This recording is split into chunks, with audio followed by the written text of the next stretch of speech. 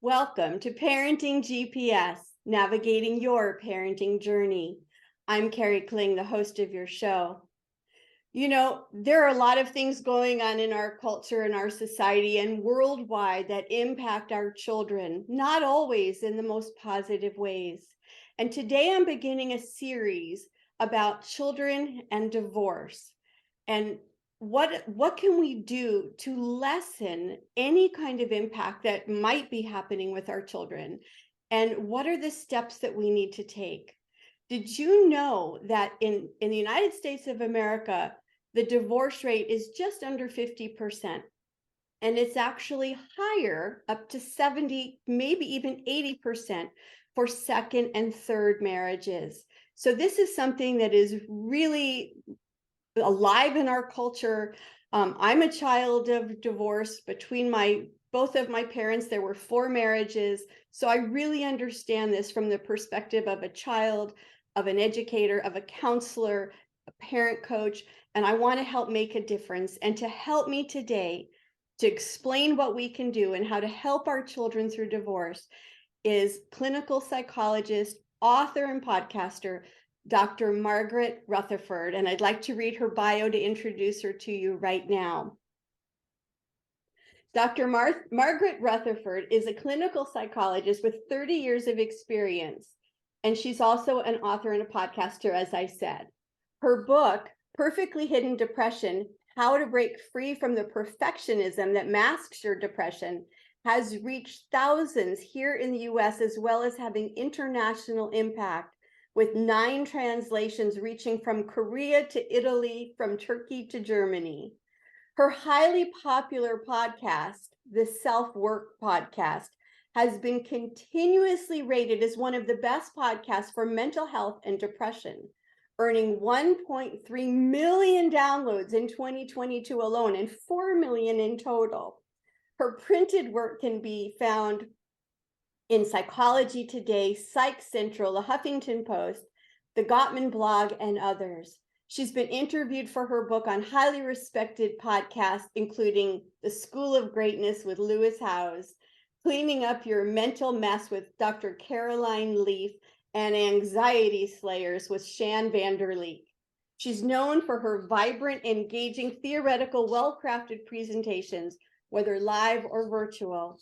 Whether her audience is made up of health professionals, construction workers, or office managers, this is her passionate message: that depression, and especially suicide potential, can often be camouflaged by a perfect-looking life, while underneath lies secret but constant pressures of shame, despair, and intense loneliness. Dr. Rutherford, Dr. Margaret, thank you so much for joining us. You're so welcome. That's a lot to live up to. I hope I can be vibrant and whatever else you said. Well, I'm not worried. I've been listening to your podcast, and even though you didn't mention per se divorce in your bio, this is something that you have written articles about, and you help parents to get through in their lives. And so thank you for being here to talk with us about this. Of course, you shared that you were a child of divorce. I actually have been divorced. And I talk a lot about that and what it was like to be divorced. And I did not have children with the men that I I had two. I had two early divorces. And so I understand. I'm not an advocate against divorce, but there's a way to divorce that is so important. And that's really what I want to stress today. Right. And we're going to start talking about that. And I just want to share with our viewers, I mentioned that this is part of a series, and one of the things we're going to talk about in the next show with another guest is about mediation. And do you have to get divorced? But for those people that have reached that point, what are some of the things that you believe, just generally? We're really Sure. going to focus in depth in the next beginning of the next segment, but what are the things that are so important, and why is it important to focus on how we lessen the stress and the chaos for our children? That's such a great question. And there are some general principles I think that I've come to see in my couples that I've worked with and families in general. One of the things when someone is considering divorce, I always want to say to them, your divorce is going to mimic your marriage. Mhm. Meaning, if control has been an issue in your marriage, control is going to be an issue in your divorce. If jealousy has been a part of your marriage, then jealousy is going to be part of your divorce. It's not like, unfortunately, not a lot of people, unless they get amicably divorced, actually rise to the occasion because there are a lot of emotional battles, and there's a lot of hurt and anger and confusion, typically again in a non-amicable divorce. And so I think that's so important when you consider divorce, because sometimes people will think, oh, it'll be okay. It'll be, yes, I've had a crummy marriage, but my divorce will be fine. No, that's really not what I've experienced. The other thing is that I talk a lot about emotional divorce. People say it's so difficult to get legally divorced. It is really complicated to get emotionally divorced, to begin to let go of the arguments you've always had, of the struggles you've always had, of getting closure for yourself, whether you have to do that internally or the two of you can get some closure. I've done what's called divorce therapy a lot, actually, where two people come in to say, all right, we know why we're getting divorced, but how do we not drag that into, the rest of our lives in co-parenting? So I do think that that is something that to get emotionally divorced is very, very important. Absolutely. And one of the quotes that I took from one of the articles that you wrote about this, and I'd like to read it so that I get it straight. It goes right along with that. Sure, of And course. you said that how children ultimately fare depends on the maturity and sensitivity of the parent. Please tell us a little bit more about your insights regarding that quote. Well, the figures are actually, when you look at the studies, which are, you're going to find a lot of variety in the results, but mostly that about 25% of children do have difficulty as a result of the divorce. Whereas with a control group, it's about 10% of the children who did not experience divorce. So we're talking about a fairly wide range of problems. But what I think that statement is about, and that quote is about, is again trying to recognize what has been my part of Mhm. this marriage not going well, and how is that playing out now as we discuss um, anything from financial matters of the divorce to custody issues with the divorce. What do I have to own is my own struggle, and that this is my not necessarily failure, but this is my vulnerability, and I need to try to address it. I didn't have much success in the marriage, but I'm going to have success because I don't want it to affect my children. And if you've got two people who are doing that, then the children will see that and sense it and realize it's not a battle between their parents anymore. And they will be all right. I mean, it depends on the characteristics of the child, but most often, if parents are stable and aren't continuing the struggle and the battles that were a part of their marriage, they really get closure on that. Then Mhm. they can see themselves more clearly, as well as their partner, ex partner. It's so important, and I know from my own work, and I know you will agree with this. We talked a little bit before we started recording, is that so many children get lost in the shuffle.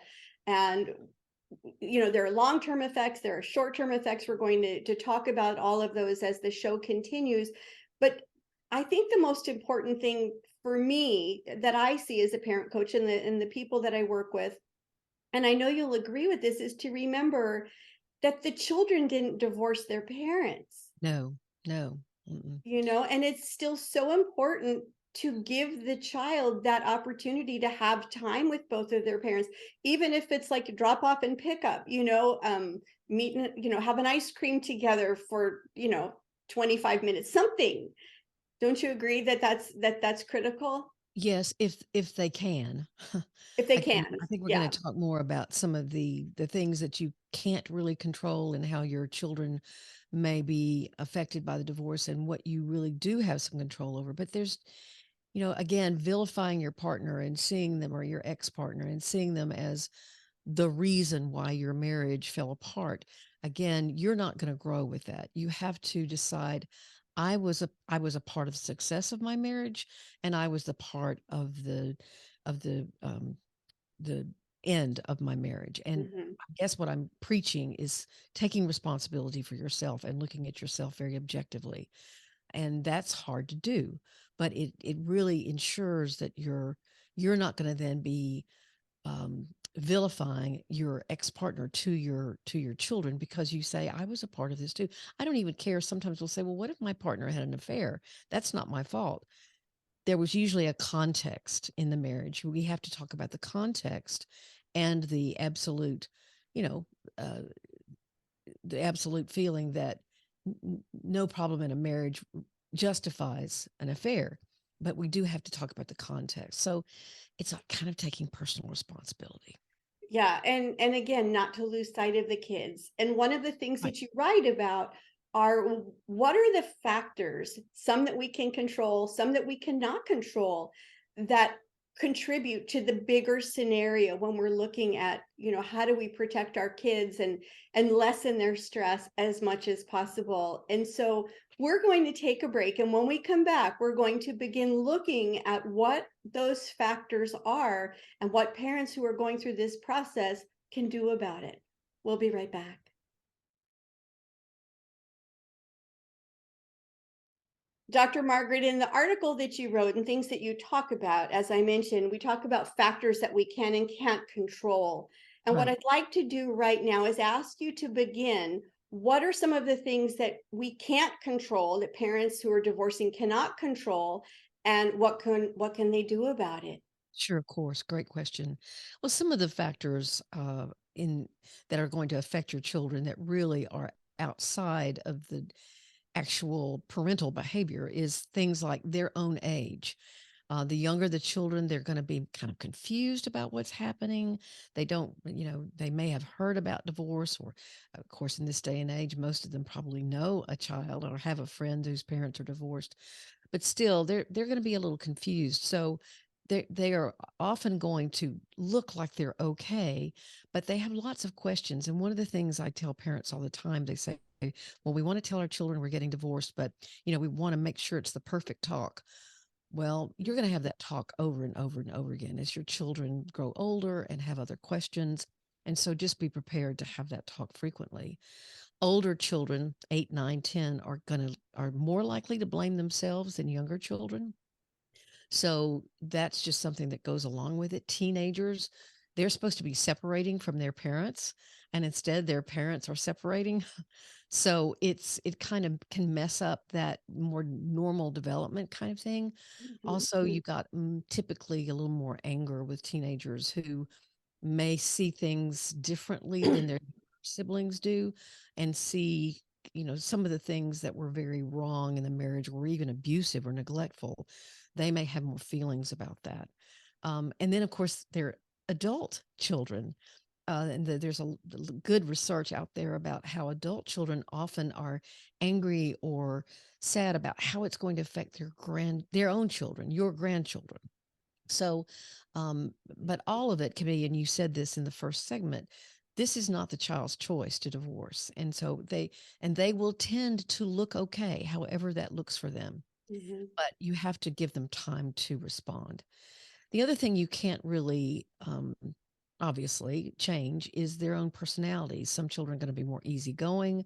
They're not going to need as much order and organization. Other children, with everything changing, um, they are they're going to be more prone to anxiety, depressions, sleep disturbance, regression, meaning that a child will act younger than they actually are for a while, and you mhm, can watch for that.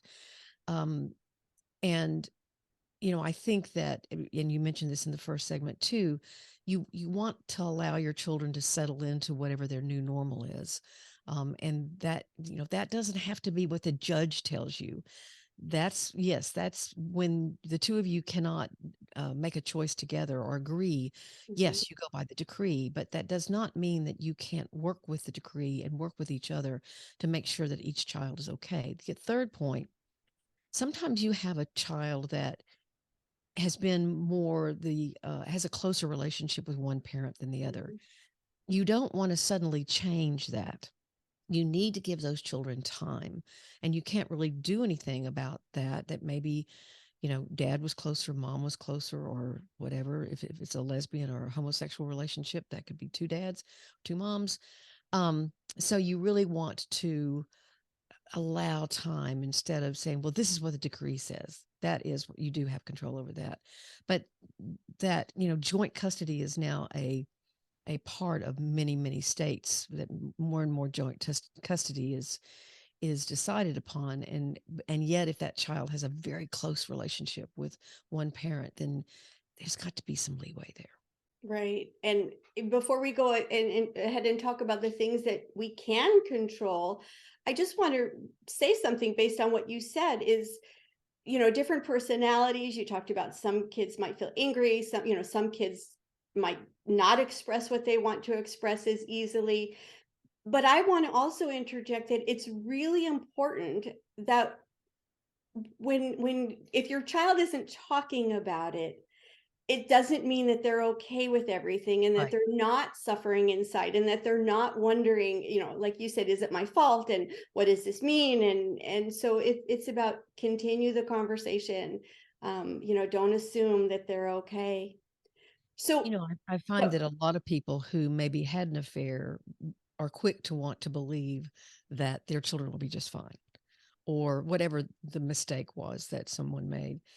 And I really gently confront that as a therapist, because they may want that to happen because they're trying to right. not feel so guilty for their behavior. But they need to, again, a responsible parent will say, I need to look at the way, I had a supervisor tell me one time when I was going to homes and working with kids, to say, always check on the kid that looks fine, that's over the Mhm. corner, not making any, not making any problems for anybody, because often they are the ones that are holding a lot of pain and just not talking about it. It's so true. It's so true. And so we talked a little bit about the factors that we can't control. Let's begin with what can parents control? What are some things that they can do to lessen the chaos and the stress for their children? You bet. Well, I'll go back to what I said at the very beginning, which is getting emotionally divorced is number one. And these are all really um, subsets of that. You don't want to make sudden moves away from the norm. You don't want to move into another relationship or introduce someone to your children way before it's appropriate. You don't want to sometimes people are angry and they want to move away, and their decree doesn't disallow it. So, that's just not great for the kids. Trying to keep as much of the rest of their life the same friends, same school, that kind of thing. That's really what you have some control over.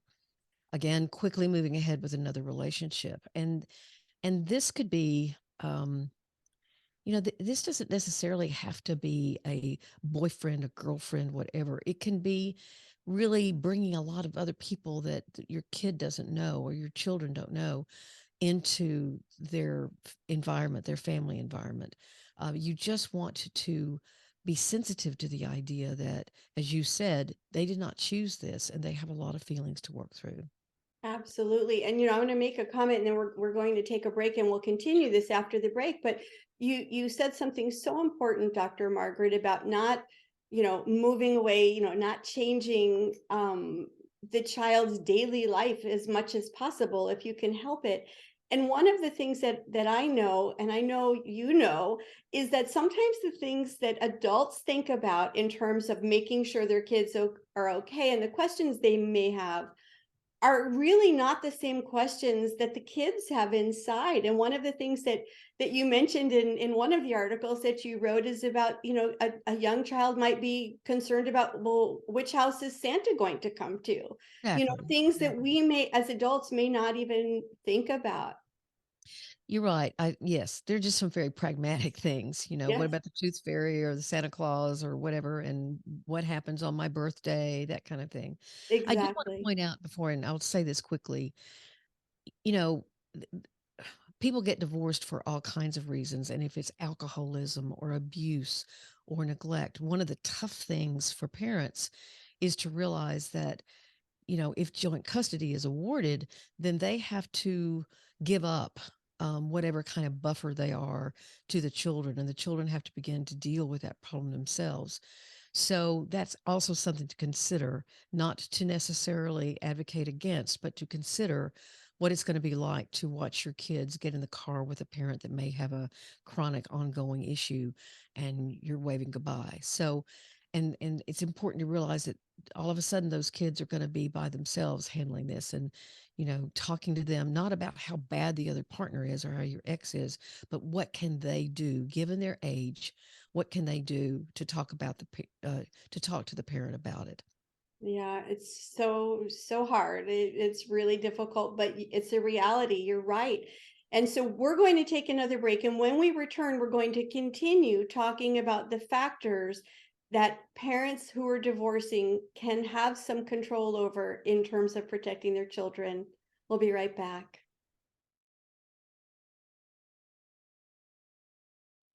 So, Dr. Margaret, let's continue. What are some other factors that divorcing parents can control? Sure. Showing favoritism to one child is really a problem. You're going to smother them with attention. What happens often, either it's the older child or the younger child, typically. Let's say one parent has been blamed, or a parent will blame the other parent, and two of the children will side with mom, and the other child will say, well, I can't leave dad all by himself, so they will side with dad. And so you don't want to put children, and then of course if your child is siding with you, then that feeds your own sense of well, it's an ego thing, but it's also you're using your children to heal your own woundedness, and that's not right. So you don't want to set up a situation where either parent is um, teaming up or saying, okay, are you on my side, or you're on you're the other parent's side. And so if they're on your side, you smother them with attention and give them gifts and that kind of thing. It's really something that you want to not make your children feel as if they have to have a side. um, Mhm. Being used as a messenger is very common, but very destructive. Tell your mother that I'll pick you up at 1 o'clock or something like that, or tell your dad that and of course it can grow into even more heinous things, like tell your dad I know that he's still seeing that woman at work, and he better not do that, or I'll we'll go back to court or whatever. Right. Children are they want to know that y'all can communicate, and that is a pseudo adult position to put them in. And I've seen some horrible cases of this, um, where again, I understand that sometimes there's been so much conflict that the only way, and your lawyers are telling you now you got to have everything in print, and so there's email communication or text communication. I understand that, but you want to make sure you use those communication techniques and not involve the children in that. Often a non-custodial parent, if they do not get custody, and if they fought for custody Mhm. and lost for some reason, they will have to fight a sense of what the jargon is called disenfranchisement, meaning uh, suddenly I can't make the decision about where my child goes to school, and there's a tendency to want to withdraw. That hurts a lot. And Mhm. so you can say, well, I've got to stay involved and I've got to do my own grieving. That's when you want to get into therapy, to say I lost custody of my children, the judge found in my ex's favor, and so how do I handle that? Because the tendency is it hurts too much to Mhm. stay involved, and there will be I've seen some really nice, wonderful people say, I'm just fighting it. It's too hard. It's too hard. Well, get some support. Talk to other disenfranchised um, parents. There's also a thing called parental alienation, which can happen with divorce, where there is an agenda on the part of a parent to blame, to demonize even the other parent, and they work on the child so that the child becomes a pawn, and actually it looks like the child is rejecting the parent, when in actuality it's coming from probably a parent with a lot of um, characterological traits that are problematic. They're setting themselves up, and they want the child to see and just have no relationship with the parent. That is a very difficult dynamic. and a complicated one. Sometimes that has been about some allegations of sexual abuse that were found to be not true, but the ex still believes they're true or something. And so it can get very complicated, but that's not what you want Yeah. to do for your child. Absolutely not using our children as pawns, as Right. punishment, and not expecting them to do something that emotionally they are not that you're ever ready for that, but that they really aren't cognizant of even what the bigger picture is. No, they're not. And it is something that, you can coerce a child. You know, you can do a really good job of destroying the other parent in the child's eyes. We're divorced because of your dad. We're divorced because of your mom.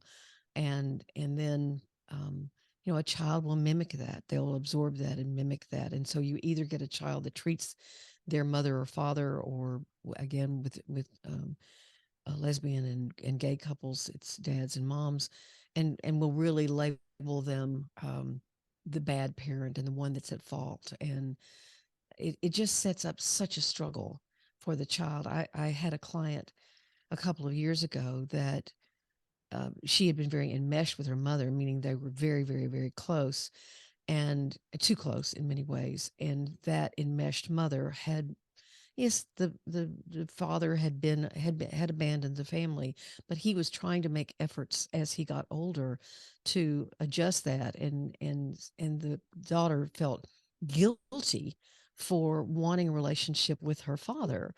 And I kept saying, you're not, it's nothing, there's nothing wrong. It's your mother's, she's not emotionally divorced yet. And so even 15, 20 years after the divorce. And so she was resisting the now adult daughter having a relationship with the father. Mhm. It worked out, but the my patient had to do some hard work. Yeah. And And so then, of any course, you don't want to abandon your child. If you're supposed to go pick them up, you be there. If you said you're going to the baseball game, you're there. right. Their world has already changed very dramatically, and they may have sensed it, they may have not. And so they really need a lot of consistency from you, as much as is pragmatically possible. Such important things for people to think about, that when you're so emotional and you're involved in your own divorce, sometimes you forget, you just kind of react and don't think things through. And so what I'd like to do right now is ask you about the short some of these, well, all of these things have short-term impact on the children, and some of them have long-term. What are some things that you find in terms of the long-term effects on children as they grow up, if these things aren't always addressed? Yes. Well, I think, when people get married, they often get married in order to heal things from their childhood. And they don't do that consciously. I mean, that's something that's an unconscious kind of agenda. But let's say someone's parent had multiple affairs. Trust will be a huge issue for them. And they may said, oh, I've married someone who I know will never have an affair. And yet, because of their experience as a child, then that will play into their partnerships. If if money was, I've worked with several families where they would have children answer the phone when debtors called, Mm, and would intervene and would grab the mail before dad saw it. So there were a lot of secrets and a lot around money, and so that person will walk into their marriage either wanting to have a lot of control over financial issues or really not want to have anything to do with them. It it's it is very common for us to be attracted to someone who we believe again will help us heal whatever happened in our childhoods. And so if we think, oh well, I'm going to do it differently, and yet often what happens is that whatever hurt was there is mhm, going to be played out, and recognizing that instead of seeing it as a true product of the marriage you're in now, or the person you selected, that can be so helpful. You mean I'm going to have problems with this because my parents divorced and they never, one of them never took responsibility or something. I mean, it's I mean, it is patently evident to Mhm. therapists that we carry around that burden or that pain, and we want to heal it. And so Mhm. recognizing that your triggers are from way in the past can be very helpful.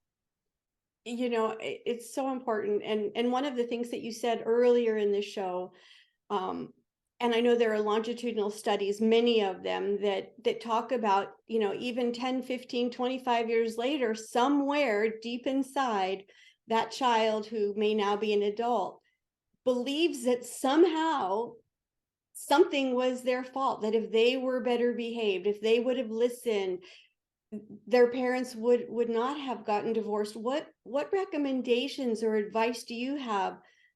What can a parent say, and obviously more than once, to a child to really help them understand it wasn't their fault? Well, I'm a huge believer in transparency, age appropriate transparency. You don't want to tell a 4-year old Right. something that would be appropriate for a 14-year-old. But I think one of the ways to try to assure that your child would at least do as well as they can is to have a continuous conversation with them, to say, you're now 4 or 5 years older than you were. Do you have questions about why me and your other parent got divorced? To keep the dialogue going, because they may realize, now that I'm older, I don't understand X, Y, or Z. And to be honest, again, age appropriately, but to try to say to kids, I made this mistake with your mom or with your dad, and I have to own that. And you could ask the same question of your dad. I wouldn't speak for the other parent, but say I'd encourage you to ask him or her what they believe about what happened in the marriage. And you're going to have to you're going to have to decide kind of for yourself. um, Mhm. but I'm going to do the best job I can to let you know what I did wrong, and that you're actually modeling taking responsibility to your child. You're saying, Yeah. I this is what I was too immature to know this. Um, I got too involved with the kids. I was so involved with y'all. I didn't keep a good relationship with your other parent. I mean, I was a workaholic. I mean, whatever it was Right. that you can say, this is on my plate. This is what I did, and I'm so very sorry. And it's okay to be angry. It's okay to be sad. You can talk to me about any of those feelings. So keep communicating, Right. acknowledge, validate, and don't ever stop, really. And we have some questions for you, Dr. Margaret, from some of our viewers. And when we come back from our break, I'm going to ask those questions to you so that you can share not only with those viewers, but with everyone watching. Sounds We'll be great. right back.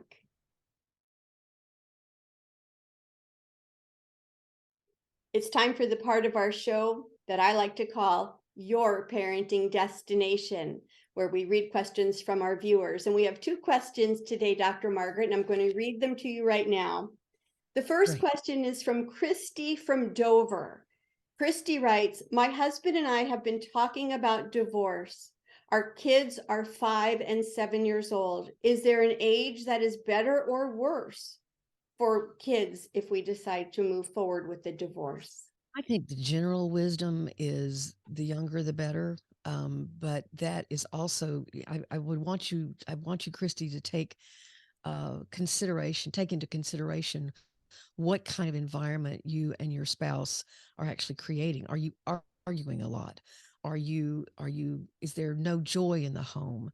It so depends on, you know, if for example, one of your children is going to have more trouble with it, how can you begin to talk about it with your kids, where they even feel like they're not part of the decision, but they know, you can begin to say, Dad and I are having some problems, we're going to go to therapy. You give them a heads up.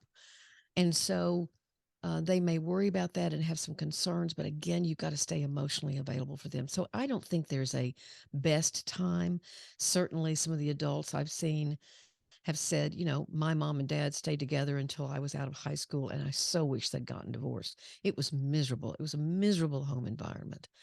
So I know it's such a hard decision to make when you have kids, but at the same time, preparing them, and then you and your husband um, talking together with them about, you know, we both love you so much, and we're going to always love you, and you're going to always be a priority.